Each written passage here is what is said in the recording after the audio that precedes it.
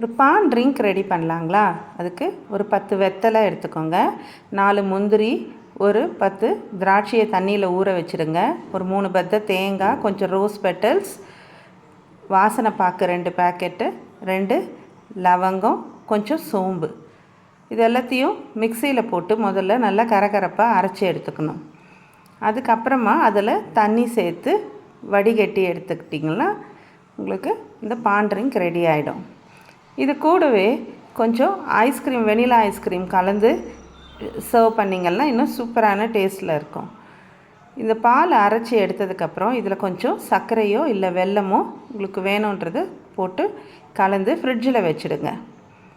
வச்சுட்டு அதுக்கப்புறம் ஹெவியான சாப்பாட்டுக்கு அப்புறமா இந்த பானை கொடுத்தீங்கன்னா ஒரு வெத்தலை போட்டால் எப்படி ஒரு டைஜஷன் ஆகணும் அதே ஃபீல் இருக்கும். இப்போ உங்கள் பான் மில்க் ரெடி.